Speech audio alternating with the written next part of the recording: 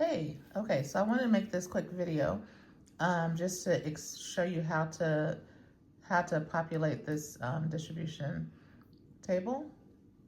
So we have this probability experiment.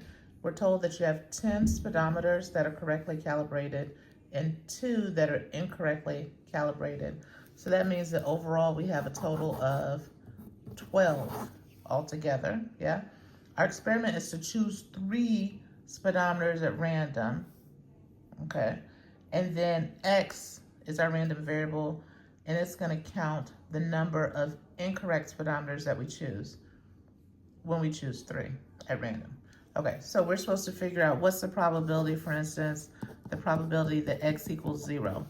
So we're using the product rule. Remember from chapter 3 when we were doing probability, the main rules we have are the product rule or the multiplication rule and also the addition rule. Because we are choosing 3, right, you choose one and then you choose another one and then you choose another one, we're going to use this, we'll use the multiplication rule. So I've written like a little line here because I'm going to compute the probability that the first speedometer is not incorrect, probability that the second speedometer is not incorrect, and the probability that the third speedometer is not incorrect, right? So the only way that we can have a probability, the only way that we can have X equals 0 is if each time we choose one of the correctly calibrated speedometers. So probability that the first one is correct times the probability that the second one we choose is correct times the probability that the third one that we choose is correct. This would go into our probability that X equals 0. Okay. So now for this first one here, what is going to be the probability that the first speedometer that we choose is correct? Well, we have a total of 12 speedometers and 10 of them are correct. So if we're choosing one randomly, we have a 10 out of 12 probability that the one we choose is going to be correctly calibrated. What about the second speedometer? What's the probability that the second speedometer that we choose is correctly calibrated? Well, now we no longer have 12 because we have taken out one of the 12. So our denominator is going to be 11. How many correctly calibrated speedometers are available? 9, right? So we started out with 10 correctly calibrated speedometers. The first time we removed one of them, so now we have 9 left, and 9 correctly calibrated speedometers out of 11 total speedometers. And then of course for the third one, it'll be 8 out of 10. So the probability here is going to be 10 out of 12 times 9 out of 11 times 8 out of 10. And you can, right, you can simplify here. 3, we'll have a 3 down here. Sorry, 4 down here. That'll be a 2, so it'll be 6 out of 11.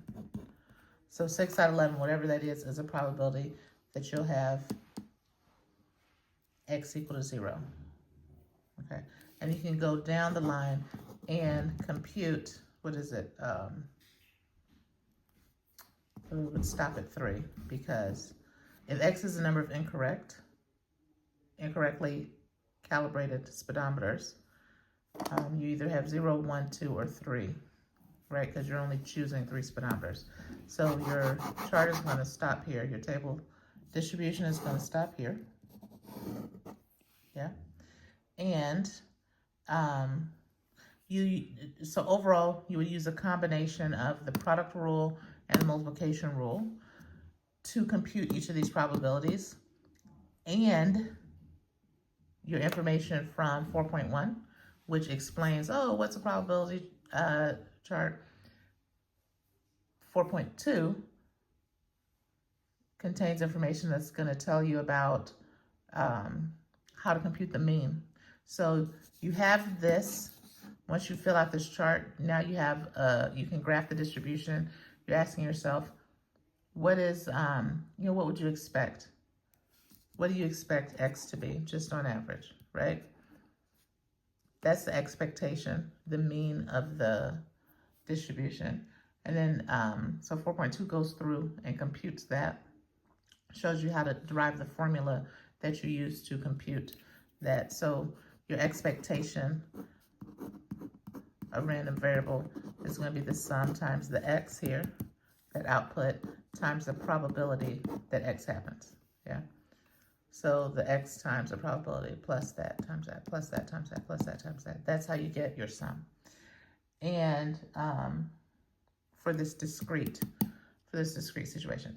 And now it just so happens, once you get to 4.3, which is after 4.2, but 4.3 shows you how to handle problems like this in general, right? So it says, hey, guess what?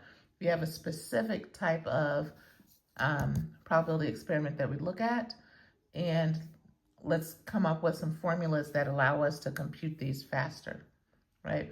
But in a faster formula. So in this specific instance, it'll turn out that there's another formula that you can use to compute the expectation. But at this stage for 4.2, you're getting practice using your chapter 3 formulas and your 4.2 formulas and your 4.1 definitions, okay? So I hope this helps to explain kind of what's going on and how this fits in with the rest of the content for the section.